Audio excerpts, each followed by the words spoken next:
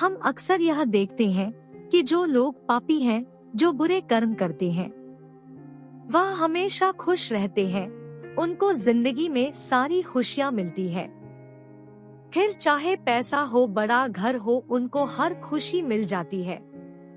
लेकिन जो इंसान अच्छे कर्म करते हैं, दूसरों की निस्वार्थ भाव से सेवा करते हैं, उनको जीवन में हमेशा दुख ही दुख मिलता है। ऐसा क्यों होता है?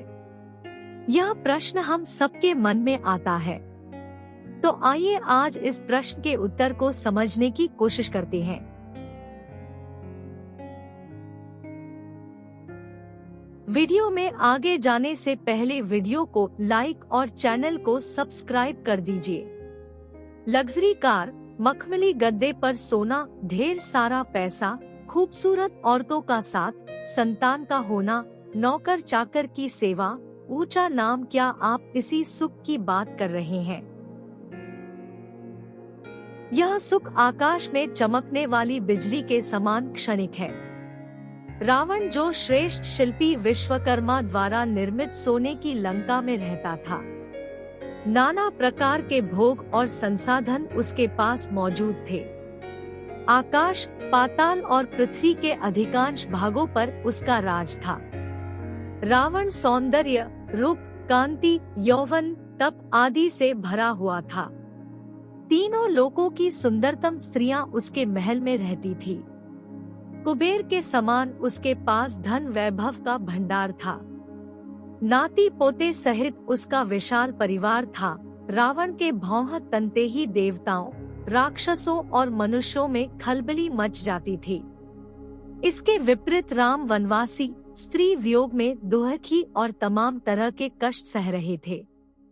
वहीं रावण इधर उधर की स्त्रियों का अपहरण करके कामसुख भोगता था। लेकिन भविष्य किसका उज्जवल हुआ? राम का, ना कि रावण का। पापी लोग भले ही बाहर से सुखी नजर आते हो, लेकिन वो अपनी नजरों में गिरे हुए होते हैं। मखमली बिछौने पर भी उन्हें नींद नहीं आती। सोते समय वो भविष्य की भयानक झलक सपने में देखते हैं। पापियों का अंत। रावण हो या कोई अन्य पापी मनुष्य, इनका अंत बुरा ही होता है। कोई भी इन्हें पसंद नहीं करता। पापियों को उनकी हैसियत उनके घर वाले ही बता देते हैं।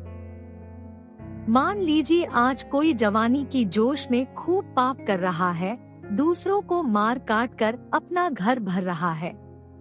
लेकिन जैसे ही वह कमजोर पड़ने लगेगा, वैसे ही उसकी हालत एक कुत्ते के समान हो जाती है। घर में पड़ा रहेगा, उसकी संतान और पत्नी उसके कुकर्मों की याद उसे दिलाएंगे। वह सोते समय चौंक कर उठ जाएगा, क्योंकि सभी पाप उसे रह रह कर याद आते हैं।